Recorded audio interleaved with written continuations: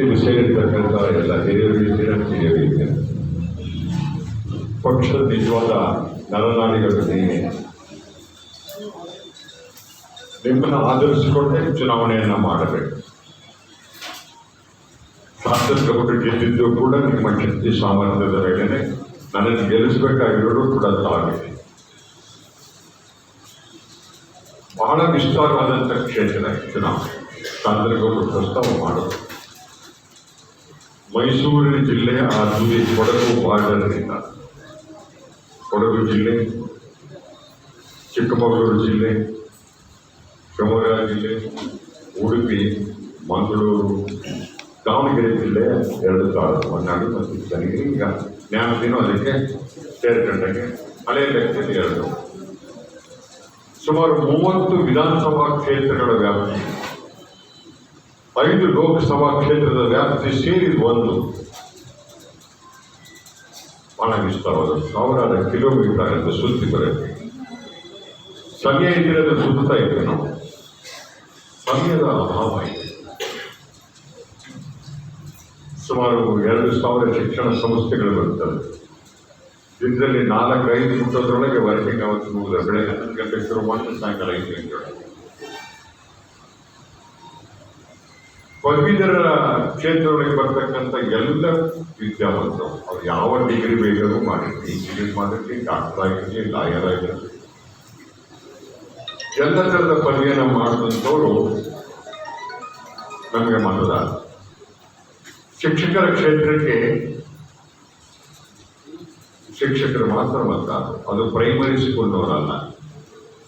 K Manjunath ಅವರಿಗೆ high school ಮತ್ತು ಮೇಲ್ಪಟ್ಟಂಥವ್ರು, high school, degree, university ಈ ಥರದವರು ಅಲ್ಲಿ ಯಾರು ಶಿಕ್ಷಕರಾಗಿದ್ದಾರೋ ಅವರು. ಆದರೆ ನನಗೆ ಇವರೆಲ್ಲರೂ ಮತದಾರರು. ಪ್ರೈಮರಿ ಸ್ಕೂಲ್ನವರು ಹೌದು, ಮಿಡ್ಲ್ ಸ್ಕೂಲು, ಹೈಸ್ಕೂಲು, ಡಿಗ್ರಿ ಎಲ್ಲರೂ ಸುಮಾರು 84,500 ಮತದಾರರಿದ್ದಾರೆ. ಇವರೆಲ್ಲರನ್ನು ಭೇಟಿ ಮಾಡಿ ಬರೋದು ಬಹಳ ಕಷ್ಟ. ಅಸೆಂಬ್ಲಿ ಎಲೆಕ್ಷನ್ ಸುಲಭ. ಒಂದು ಊರಾಗ ಹೇಳಿದ್ರೆ ಈ ತುದಿಯಿಂದ ಆ ತುದಿ ಕೇಳಿ ಪೂರ್ತಿ ಹೋಗ್ಬಿಡ್ಬೋದು, ಒಂಥರ ಕಸ ಹೊಡ್ಕೊಂಡಂಗೆ ಹೋಗ್ಬಿಡ್ಬೋದು.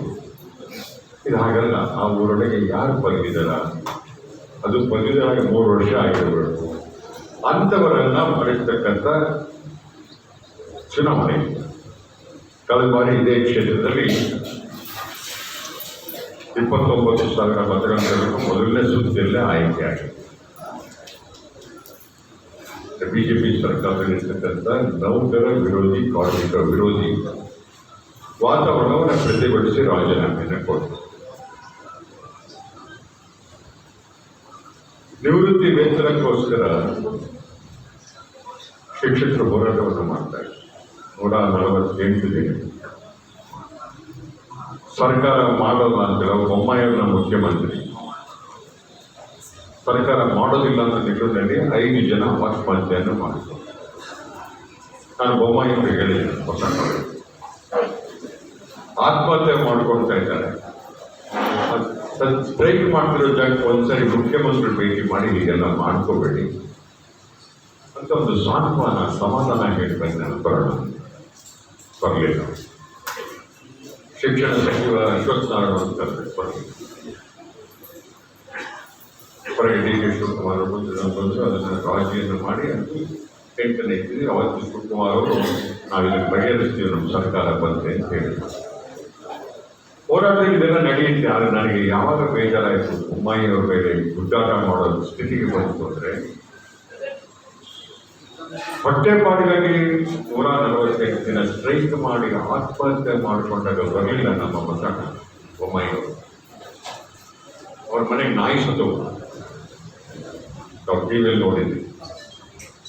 ನಾಯಿ ಸತ್ತರೆ ಮನೆ ಮಂದಿಯೆಲ್ಲ ಕಣ್ಣೀರಾಗ್ತಿದ್ದಾರೆ.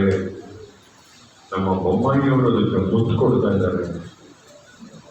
ಸಿಟಿ ಮಾಡಿದ್ರೆ ಹಾಕಿದ ನಾಯಿ ಸುತ್ತದ ಸುತ್ತಾಗಿರ್ಬೋದು ಮಾಡಲಿ. ಆದರೆ ಮನುಷ್ಯ ಸತ್ತಾಗ ಕಣ್ಣಿಟ್ಟ ನಮ್ಮದೇ ಇರ್ತಕ್ಕಂಥ ಮುಖ್ಯಮಂತ್ರಿ ಇದು ನಾಯಿ ಪಾಡಿಗಿಂತ ಕಡೆ ನನಗೆ ಹೋರಾಟಗಾರರು. ನಿಮ್ಮ ನಾಯಿ ಪ್ರೀತಿಸೋದಕ್ಕೆ ಅಂತ ತಪ್ಪಿಲ್ಲ. ಮನುಷ್ಯರು ಹೋರಾಟ ಮಾಡ್ತಾ ಆತ್ಮಹತ್ಯೆ ಮಾಡಿಕೊಂಡ್ರೆ ಒಬ್ಬ ಮುಖ್ಯಮಂತ್ರಿ ಹೇಳಲ್ಲ ತನ್ನ ನಾಯಿಗೆ ಕಣ್ಣೀರಾಗ್ತಾನೆ. ಆದರೆ ಮನುಷ್ಯ ಆ ನಾಯಿಗಿಂತ ಕಡೆನ. ಇದು ನನ್ನ ನಿಲುವು. ಬೊಮ್ಮಾಯಿಯವರ ನೇರ ಸಂಘರ್ಷ.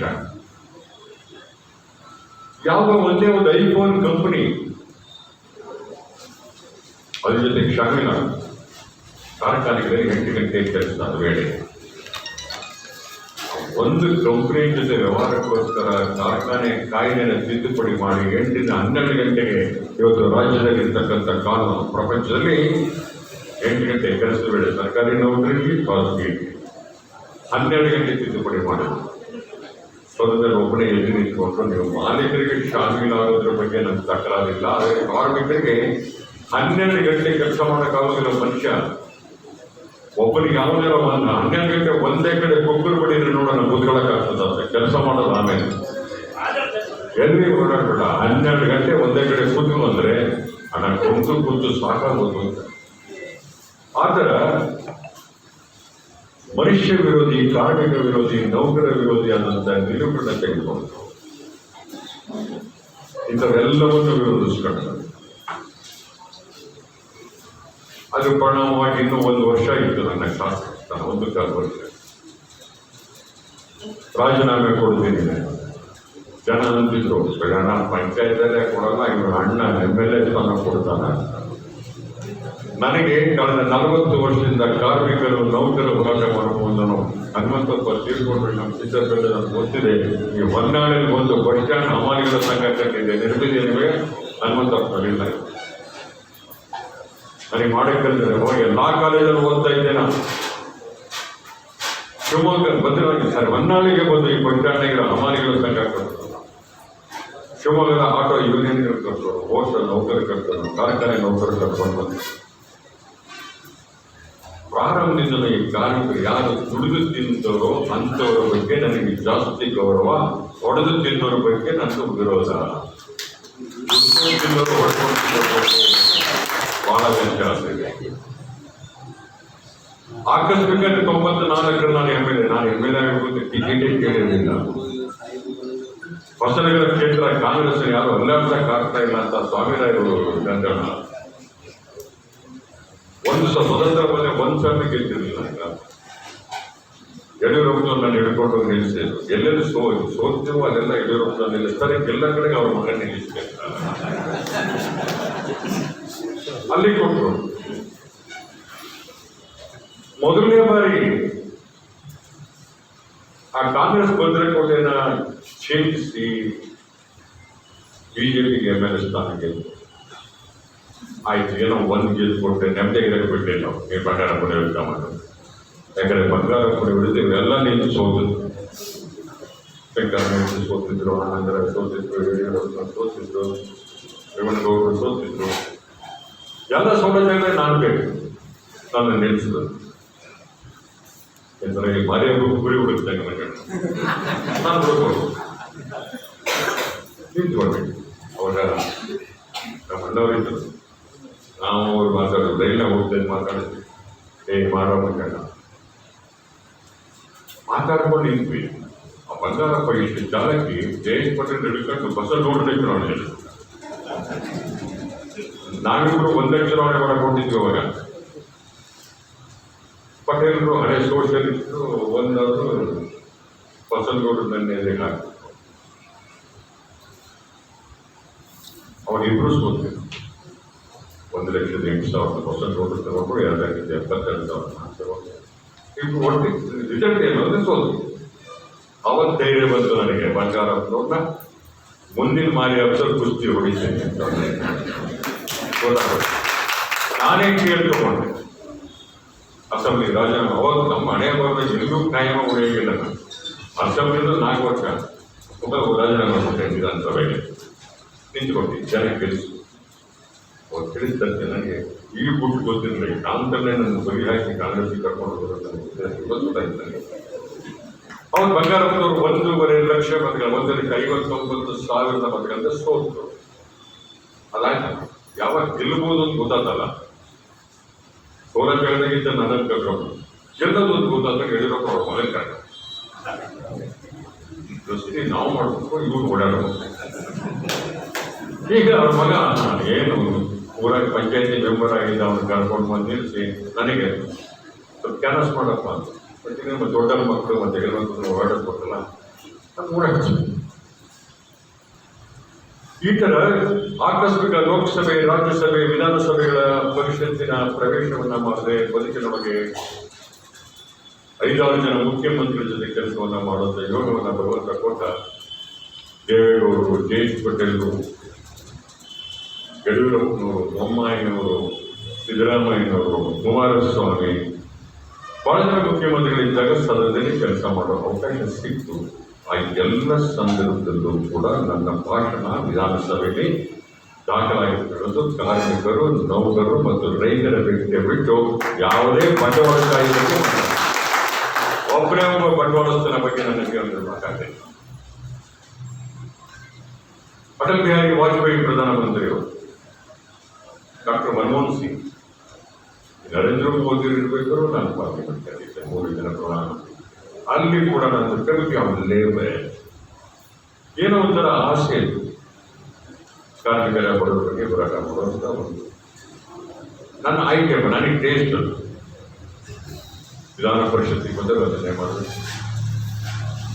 KSRTC ಆಸ್ತಿ ನೌಕರರಿಗೆ ಅನ್ಯಾಯ ಮಾಡಿದ್ರು. 6 ವರ್ಷಕ್ಕೆ ಅವರು ಮಂತ್ರಿ ಆಗಿದ್ದರು. ನಾನು ಅದೇ ಪಕ್ಷದ MP ಆಗಿದ್ದೆ.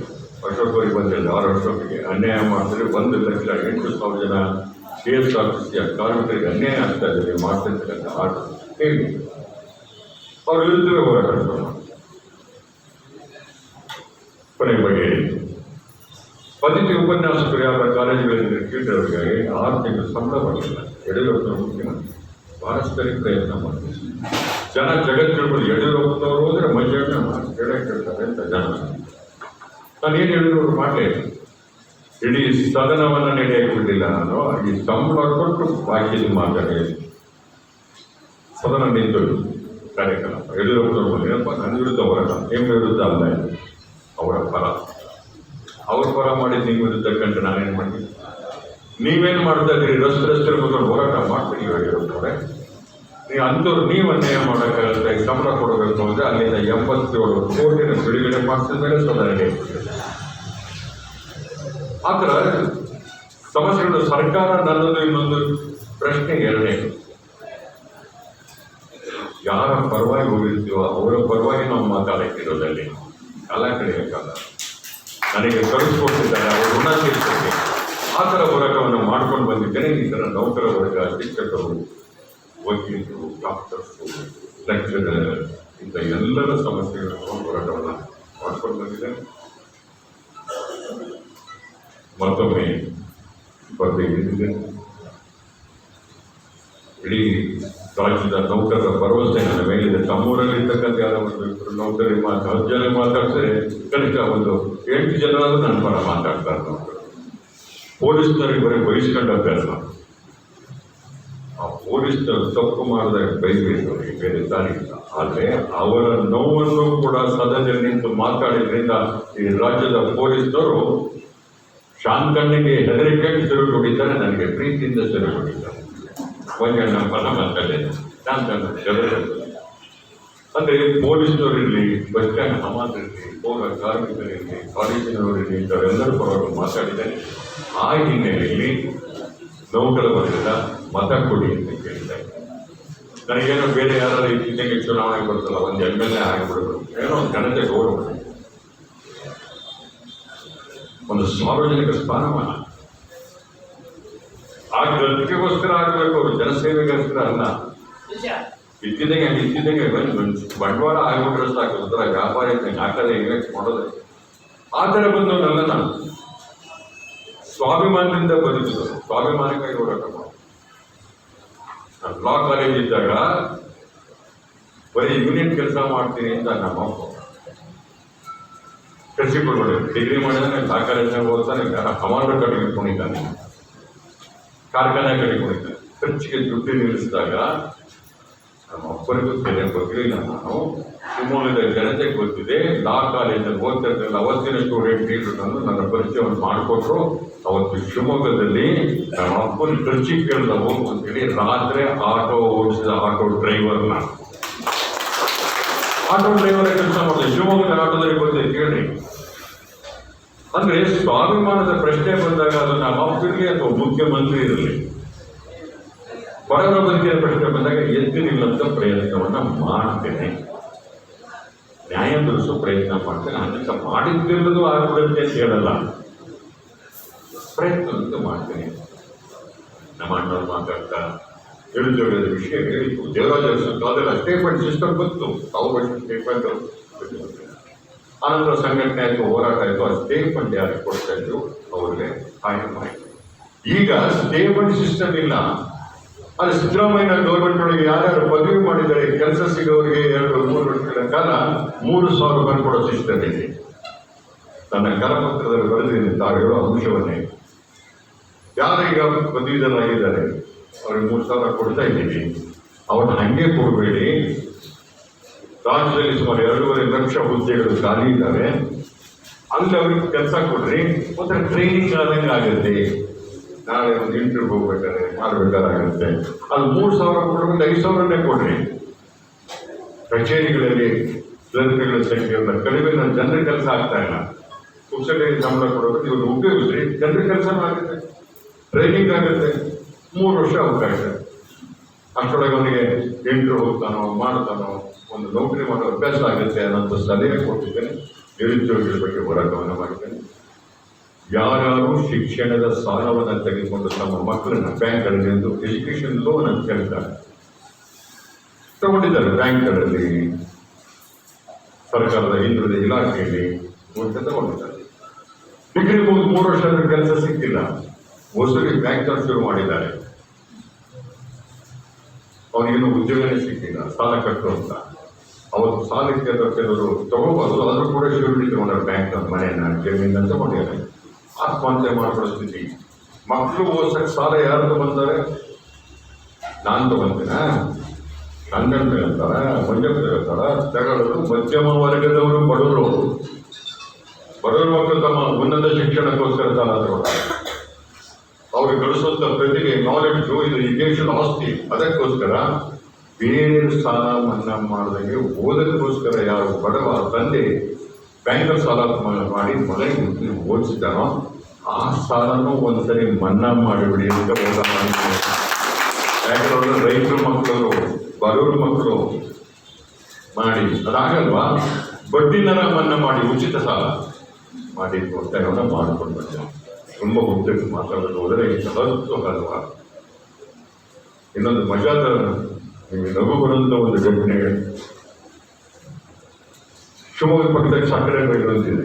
ಆನೆ ಸಾಕ್ತೀವಿ, ಆನೆ ಕೊಲಗಿಸ್ತೀವಿ.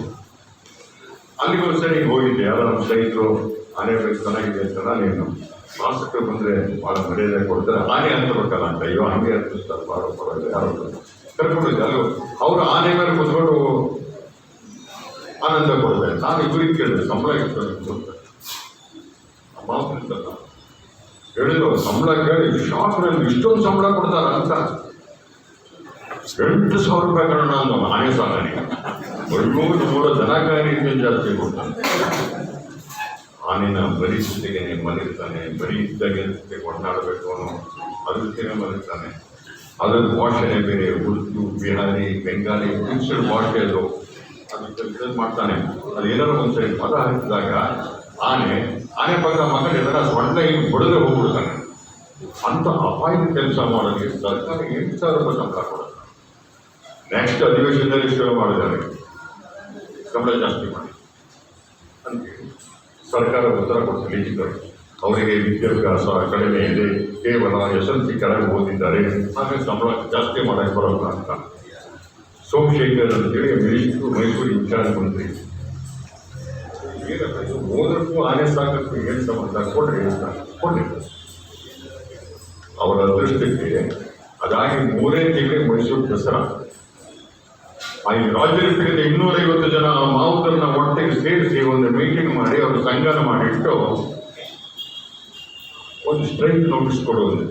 ಬೊಮ್ಮಾಯಿ ಮುಖ್ಯಮಂತ್ರಿ ಸ್ಟ್ರೈಕ್ ನೋಟಿಸ್ ಕೊಟ್ಟು ಈಗ ಅವನ್ನೆಲ್ಲರೂ ಸಸ್ಪೆಂಡ್ ಅವರು ಅದಕ್ಕೆ ಏನಣ್ಣ ನಮ್ಮ ಕೆಲಸ ತಲುಪಿಸಿದ್ರು ಅಂತ ಏನೇನು ಹೇಳಿದ್ರು ನೀನು ಕೆಲಸ ಕೊಟ್ಟ ಜವಾಬ್ದಾರಿ ನಾನು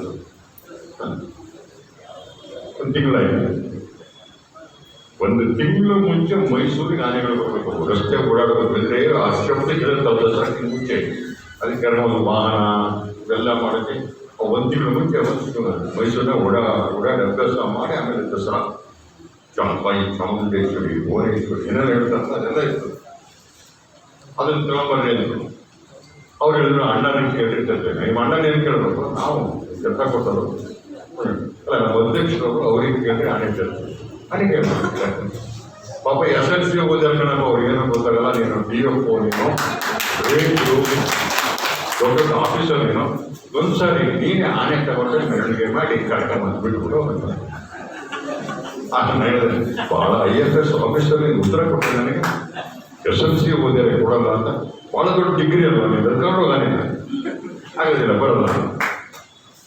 ಅವರಿಗೆ ಮೈಸೂರು ದಸರಾ ನಡೆಸಿದ್ರೆ ಮರ್ಯಾದೆ ಪ್ರಶ್ನೆ ಭಾಳ ರಿಕ್ವೆಸ್ಟ್ ಮಾಡಿ ಸಂಬಳ ಕೂಡ ನಿಮ್ಮ ಭುವನೇಶ್ವರಿ ಕರ್ಕೊಂಡು ಚಾಮುಂಡೇಶ್ವರನ ಜೊತೆ ಕರ್ಕೊಂಡು ಆ ಸಂಬಳ ಜಾಸ್ತಿ ಮಾಡಿದ್ರೆ ಆಗೋದಿಲ್ಲ ಅಂದರೆ ಯಡಿಯೂರಪ್ಪನವರು ಮಹಿಷಾಸುರನ ಹತ್ರ ಹೋರಾಟ ಚಾಮುಂಡೇಶ್ವರಿ ವಿಷಯ ಈಗ ಬುದ್ಧಿ ಬೈದರು ನನಗೆ ಬುದ್ಧಿ ಇಲ್ಲ.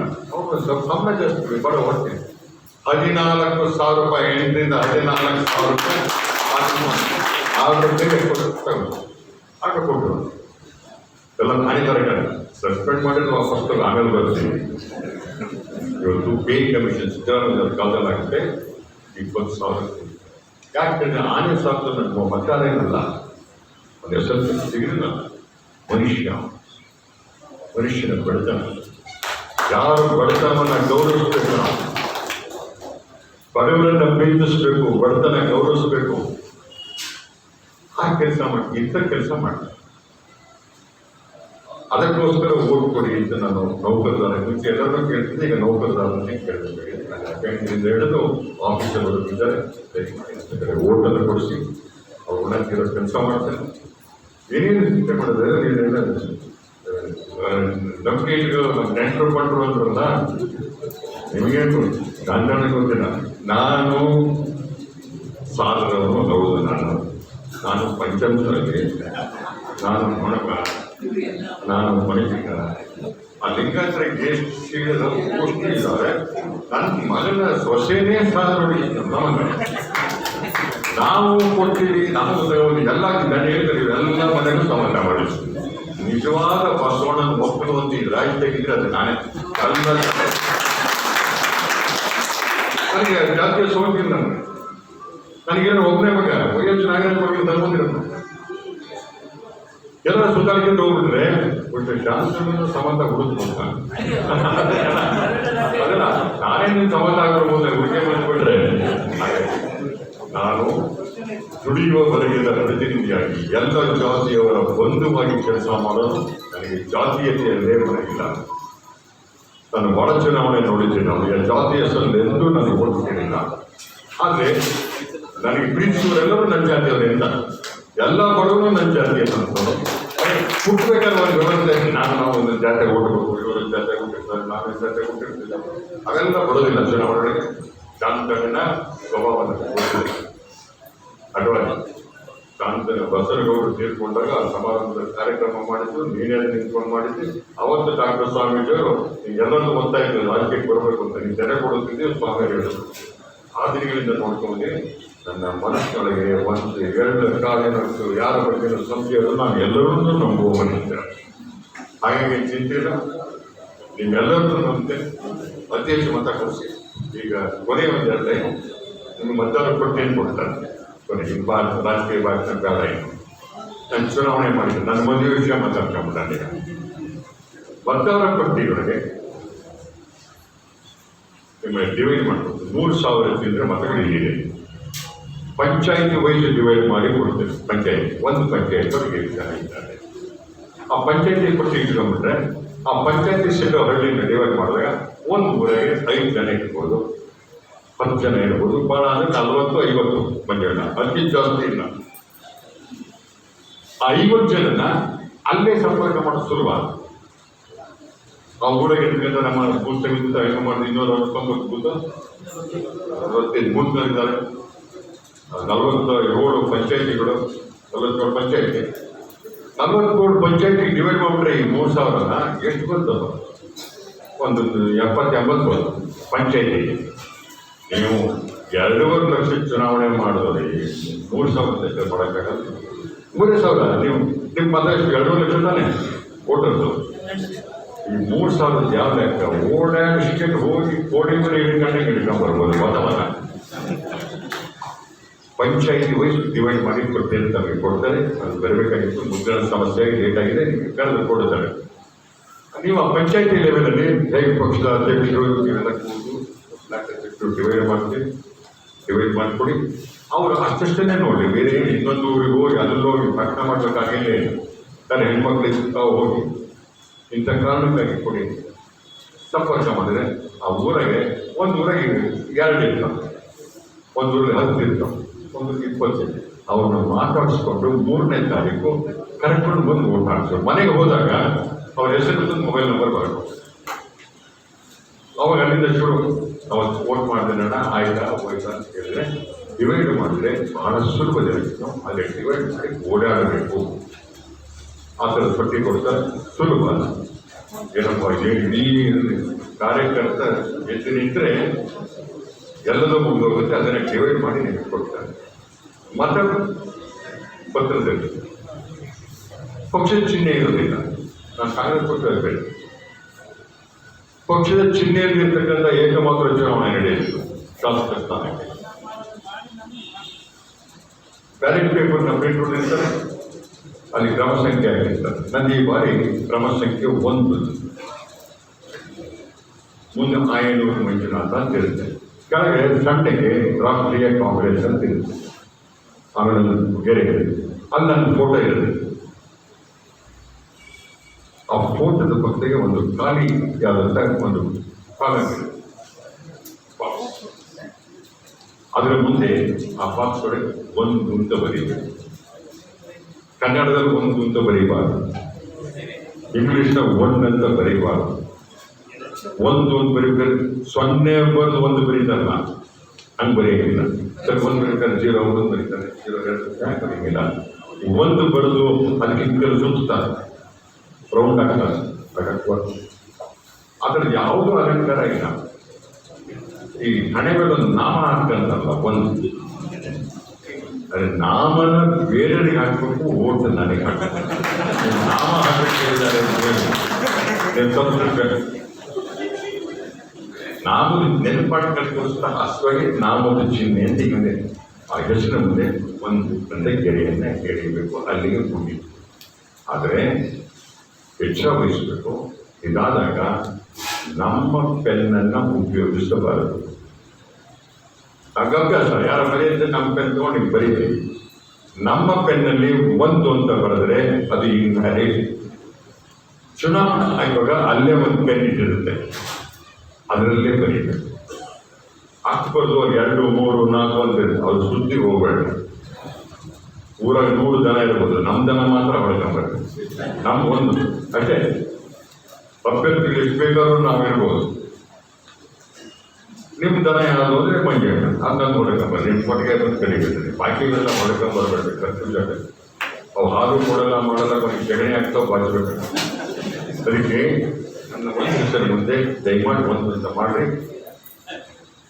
ಯಾಕೆ ಸ್ವಲ್ಪ ಹಾಸ್ಪಿಟಲ್ ನೆನಪಿರುತ್ತೆ ಅನ್ನೋ ಕಾರಣಕ್ಕೆ ಹಂಗೆ ಹೇಳ್ತಾ ಇದ್ದೀನಿ ನಾನು.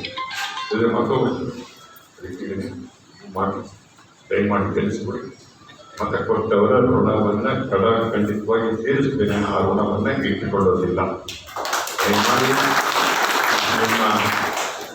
ನೀವೇ ಮತದಾರರಿರ್ಬೋದು, ನಿಮ್ಮ ಮಕ್ಕಳಿರ್ಬೋದು, ನಿಮ್ಮ ಬಂಧು ಬಾಂಧವರು ಇರ್ಬೋದು, ಅದಲ್ಲದೆ ಅಕ್ಕಪಕ್ಕದ ಮನೆಯಲ್ಲಿರ್ಬೋದು, ಊರಾಗ ಗೊತ್ತಿರೋರು ಇರ್ಬೋದು. ದಯಮಾಡಿ ಅವರೆಲ್ಲರಿಗೂ ನನ್ನ ಪರವಾಗಿ ಒಂದು ಕೈ ಮುಗಿದು ಓಟ್ ಕೊಡಿಸಿ. ನಾನು ಆ ಓಟ್ ಕೊಡಿಸಲಿಕ್ಕೋಸ್ಕರ ನಿಮಗೆ ಶಿರಸಾಷ್ಟಾಂಗ ನಮಸ್ಕಾರವನ್ನು ಮಾಡಿ ಅವರು ಪತ್ರಕರ್ತರು ಬಂದರೆ ಅವರು ಬಂದಿದ್ದಾರೆ ಇರ್ಬೋದು. ದಯಮಾಡಿ ತಾವೂ ಹೋಗಬೇಕು. ನಾವು ಬರೀ ಓಟ್ ಕೊಡೋದಲ್ಲ, ನಾವು ಪದವೀಧರಿಲ್ಲ, ನನಗೆ ಓಟ್ ಕೊಡೋಕ್ಕೂ ವರದಿ ಮಾಡಿರಿ, ನೀವು ಅದನ್ನು ಓದಿದ್ರೆ ಜನ ಓಟ್ ಕೊಡಬೇಕು. ಆ ಥರ ಒಂದು ವರದಿ ಮಾಡಿ, ಪ್ರಾರ್ಥನೆ ಮಾಡಿ, ಎಲ್ಲರಿಗೂ ನಮಸ್ಕಾರ ಮಾಡಿ ಮುಗಿಸ್ತೇನೆ. ಧನ್ಯವಾದಗಳು.